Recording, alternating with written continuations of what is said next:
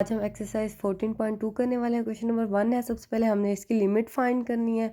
सिर्फ हमने limit put करनी है। दो वेरिएबल्स हैं, उनमें हमने ओनली लिमिट पुट करके आंसर निकाल देना है। अब देखिए, सबसे पहले हम लिमिट में ये कंडीशन देखते हैं कि हमारे पास नीचे ज़ीरो वाली फॉर्म तो नहीं बन रही, डिटर्मिनेंट फॉर्म तो नहीं बन रही। अगर हमें ज़ीरो वाली फॉर्म बन रही होती है तो हम उसको सिंप्लीफिकेशन करते हैं, वरना हम डायरेक्ट लिमिट पुट कर देते हैं। अब देखिए, मैंने यहाँ सारी वैल्यूज़ पुट कर दी क्योंकि मुझे पता था कि यहाँ 5 और 2 है। इसमें मैं पुटिंग करूँगी तो ये ज़ीरो नहीं देंगे, ये दोनों तो ज़ीरो दे ही देंगे, ये दोनों नहीं देंगे, इसलिए मैंने डायरेक्ट पुटिंग कर ली। अब इसकी तरफ चलते हैं। इसमें भी देखिए, अगर मैं यहाँ 4 पुट करती हूँ तो यहाँ 2 दे देगा ना, जब अंडर रूट ख़त्म होगा। ये ऊपर ज़ीरो होने से कोई कुछ भी नहीं होता, नीचे ज़ीरो नहीं आना चाहिए, आपकी सिंप्लीफिकेशन करनी पड़ती है फिर हमें। ठीक है, मैंने क्या किया, डायरेक्ट लिमिट पुट कर दी। यहाँ 0, ये 1/4 हो गया, ये 2 हो गया, ये हमारे पास 0 के इक्वल आ गया। अब हम क्वेश्चन नंबर 3 की तरफ जाते हैं। अब यहाँ इधर कोई रिस्ट्रिक्शन नहीं होती, 0 आए जो भी आए कुछ भी नहीं हो। अब जैसी वैल्यू है हम पुट कर देंगे, सिर्फ अंडर वन मतलब फॉर्म 1/4 उसकी फॉर्म में तकसीम की वैल्यूज़ जब आती है ना, तब हमें करनी पड़ती है ये चीज़। ठीक है, अब देखिए यहाँ पे हमारे पास इधर भी हम सिर्फ डायरेक्ट वैल्यूज़ पुट कर देंगे। ये 3 और 4 है, इधर भी हमने डायरेक्ट पुट करके हमें आंसर निकाल लेना है। और यहाँ अब यहाँ देखना पड़ेगा, हमें नीचे ज़ीरो नहीं आना चाहिए। यहाँ भी अगर हमारे पास लिमिट ऐसी होती है कि ज़ीरो दे रही हो तो फिर हमें नहीं पुटिंग करनी पड़ती। अब देखिए, यहाँ 2 आ रहा है, ठीक है, मैंने डायरेक्ट पुट कर लिया। ये माइनस था ना, ये माइनस मैंने क्या किया, यहाँ ले गई, यहाँ प्लस कर दिया।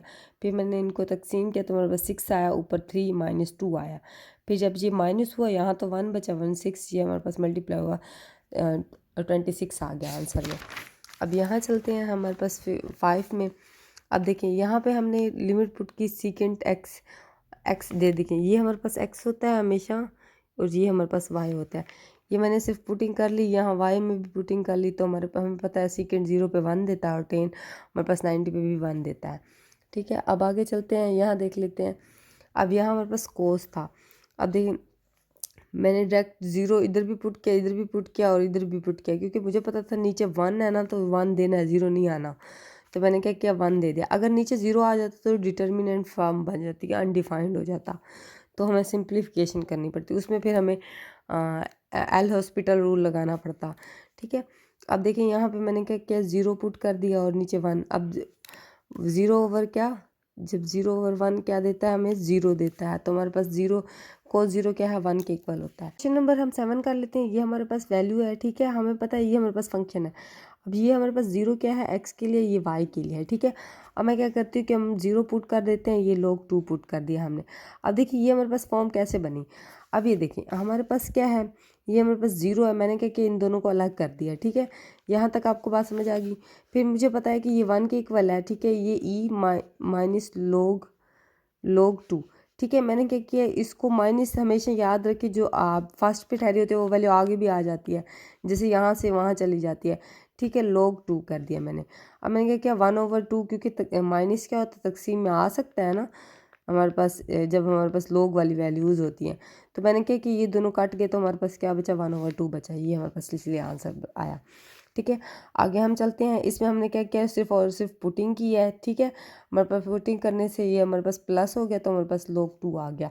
इधर देख लेते हैं, इधर भी हमारे पास ऐसे है, ये हमारे पास क्या हो गया, सैंडविच थ्योरम के मुताबिक हमारे पास ये 1 के इक्वल होता है हमेशा।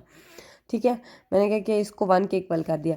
बेसिकली ऐसे लिखना था, एक्स अप्रोच करे 0 साइन x/x, ये हमारे पास किसके इक्वल है, 1 के इक्वल है। फिर हमने इसके अंदर वैल्यूज़ पुट करनी है, ये 0 है तो ये हमें 1 दे देगा। ठीक है, अब यहाँ चलते हैं, हम क्वेश्चन नंबर 10 की तरफ चलते हैं। इसमें भी सिंपल, हमने क्या क्या पुटिंग की है, 1 -1, ये सारा कुछ। ये देखिए, हमारे पास क्या है, x क्या है, 1 है और यहाँ भी 1 है, तो हमारे पास ये दोनों मल्टीप्लाई खाएंगे तो 1 ही देंगे। अब ये जो है माइनस है, ये 1 है, जो हमारे पास 0 के इक्वल होगा। ये किस लिए होता है, एब्सोल्यूट वैल्यू माइनस वाली वैल्यूज़ को हमेशा प्लस कर देती है। ठीक है, अब इसकी तरफ चलते हैं। ये हमारे पास क्या है कि हमारे पास 1 है, ये हमारे पास y क्या होगा, 0 आएगा। इधर ही हमने ऐसे पुटिंग कर ली, x में भी ऐसे पुटिंग कर ली, तो हमारे पास क्या बचा, ऊपर तो जहरी बात है, ये साइन 0 क्या देता है, 0 देता है। जब 0 मल्टीप्लाई खाएगा 0 देगा, ये हमारे पास 0 हो जाएगा। अब ये क्वेश्चन नंबर 12 की तरफ देखते हैं कि हमारे पास क्या है। अब देखिए, हमारे पास मैं सबसे पहले क्या है ना, y हमारे पास क्या है, 0 है, मैंने पुट कर दिया। +1। अब ये हमारे पास y क्या है 0 माइनस साइन जे है हमारे पास। अब देखिए 0 कोस 0 क्या देता है 1 देता है +1। अब ये तो वैसे ही 0 है। अब ये हमारे पास माइनस ये वाला है ये 1 के इक्वल देता है हमें, तो हमारे पास आंसर क्या आया 2 आया। ये दोनों प्लस होंगे, ये माइनस नीचे वाला। अब हम आगे क्वेश्चन देख लेते हैं। अब इस क्वेश्चन में देख लेते हैं, इसमें हमने क्या करना है, सिंप्लीफिकेशन करनी है, क्योंकि हमें पता है कि अगर मैं यहाँ 1 पुट करती हूँ यहाँ 1 पुट करती हूँ, मैंने आपको पहले कहा 0 दे देगा, 0 तो फॉर्म हमने लानी नहीं है। अब ये देखिए ये फार्मूला बन रहा है हमारे पास, तो मैंने क्या किया इनको स्क्वायर में लिख दिया माइनस का, क्योंकि यहाँ माइनस था ना, तो फिर मुझे ये और ये कैंसिल हो गए, हमारे पास क्या बची एक वैल्यू बची, तो ये और मैंने क्या किया सिंपल पुटिंग कर दी, तो ये हमारे पास 0 में आ गया आंसर। अब देखिए इसमें भी मैं 1 पुट करूँ 1 करूँगा तो 0 के इक्वल आ जाएगा। अब हमें पता है कि हमारे पास एक फार्मूला होता है माइनस का स्क्वायर, एक दफ़ा वैल्यू प्लस में आती है, एक दफ़ा वैल्यू प्लस में, एक दफ़ा माइनस में आती है। तो मैंने क्या किया इन दोनों को अलग अलग कर लिया, ये और ये कट के, तो हमारे पास सिर्फ यही वैल्यू बचती है, इसमें मैंने क्या पुटिंग कर दी। ठीक है, अब आगे चलते हैं। आगे मैंने क्या किया 15 क्वेश्चन नंबर 15 है। सबसे पहले मैंने यहाँ पे देखा हमारे पास y कॉमन आ रहा है, यहाँ से हमारे पास 2 कॉमन आ रहा है, मैंने यही चीज़ ले ली कॉमन। ठीक है, अब देखिए ये और ये दोनों चीज़ें सेम थी, तो मैंने क्या किया इन दोनों को इकट्ठे लिख लिया और इन दोनों को इकट्ठे लिख दिया। और मुझे पता है कि ये और ये सेम है, तो मैंने काट दिया इनको, फिर हमारे पास ये वैल्यू थी और मैंने सिर्फ इसके अंदर पुटिंग कर दिया और कुछ भी नहीं किया। ठीक है, अब इसको देख लेते हैं, इसमें हमारे पास क्या था, इसमें देखिए हमारे पास 2x कॉमन आ रहा है ना। ठीक है, यहाँ से क्या आ रहा है 4x आ रहा है कॉमन, मैंने इन दोनों को कॉमन ले लिया। अब ये देखिए ये दोनों सेम हो गई, तो मैंने एक दफ़ा लिख दी ये और ये वैल्यू मैंने एक दफ़ा लिख दी। अब हमें पता है कि हमारे पास ये, अब देखिए प्रोडक्ट में आ रही हैं तो इसको मैं अलग कर सकती हूँ ना, ये दोनों के पास है, तो मैंने क्या कि इसको x को अलग लिख लिया, इसको अलग लिख किया, और देखिए ये और ये कैंसिल हो गई, हमारे पास ये दोनों बाकी वैल्यूज़ बच गई और हमने क्या वैल्यूज़ पुट कर दिया, आंसर निकाल दिया।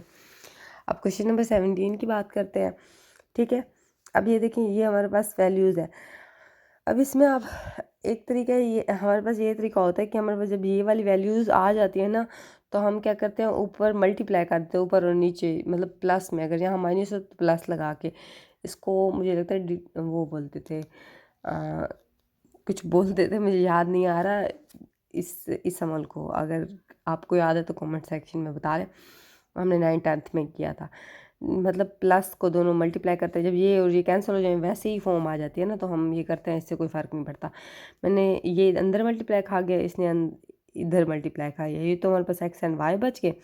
ठीक है, ये अभी भी हमारे पास वो है, हमने इसको सिंप्लीफिकेशन करना है ताकि ये नीचे वाली वैल्यू ख़त्म हो जाए, ताकि हमारे पास 0 ना बने नीचे। अब मैंने क्या किया ये 2 इसके साथ भी मल्टीप्लाई कर दे, क्योंकि ये इससे भी खा रहा है और ये इससे भी खा रहा है।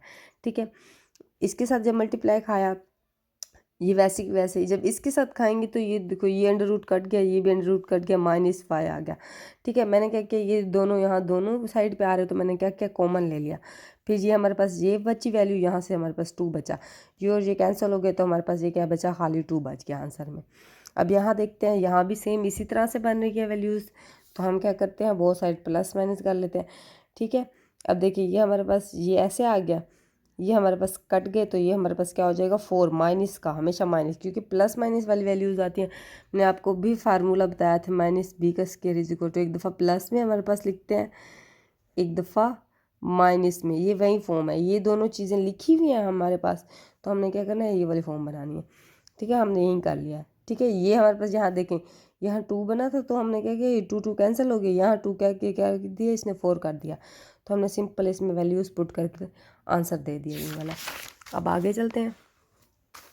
अब इधर भी हमारे पास और कोई भी फॉर्म नहीं थी कि हमने क्या करना है, तो हमारे पास यही चीज़ थी कि हमने इसी को मल्टीप्लाई करना है। मैंने क्या किया बहुत सारी इसी को मल्टीप्लाई कर दिया, ये और ये कट गए, तो हमारे पास क्या बची, यही वैल्यू बची। ये माइनस हमेशा माइनस ही आएगा, याद रखिएगा फार्मूले में। तो ये जब इसके ऊपर मल्टीप्लाई करेगा ये 4 हो जाएगा। ठीक है, ये और ये भी मल्टीप्लाई कर रहे हैं, ये और ये देखें, ये जब आएगी ये इकट्ठे हो जाएंगे ना, तो ये और ये कट जाएंगे, क्योंकि प्रोडक्ट है ना, तो हमारे पास ये वाली फॉर्म बचेगी, इसमें मैंने वैल्यूज़ पुट कर दी। जब वैल्यूज़ पुट करेंगे तो हमारे पास आंसर आ जाएगा।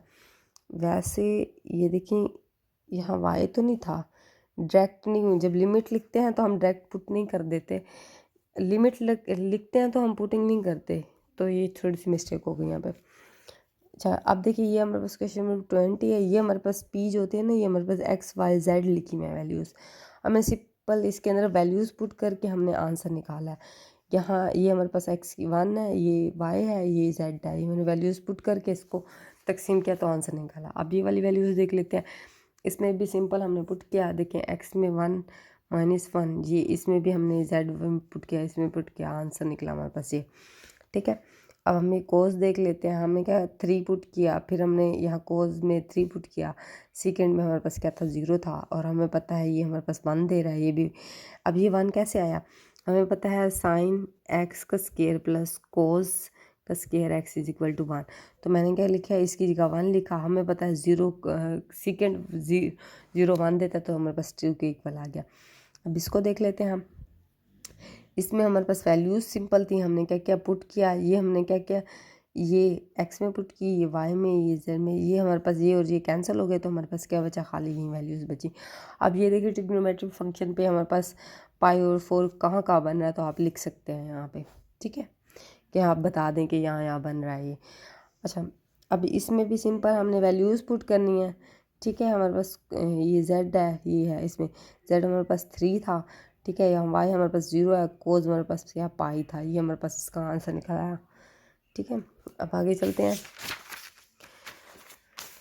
लास्ट क्वेश्चन था, इसमें हमारे पास सिर्फ यही पुटिंग करनी थी, हमने सिर्फ ओनली ऑन पुटिंग करके हमारे पास यही 2 आंसर आया, ठीक है। ये माइनस क्या था, ये माइनस हमारे पास 2 है, 2, हाँ, ये 4 हो जाएगा ना, तो हमारे पास ये क्या हो जाएगा, √2 का स्केयर log, ये हमारे पास कट जाएंगे तो हमारे पास क्या बचेगा, खाली log 2 बच जाएगा, ठीक है। यही आंसर है। और अब इससे आगे कंटिन्यूटी वाले सवाल हैं, वो भी हम इंशाल्लाह कल करेंगे।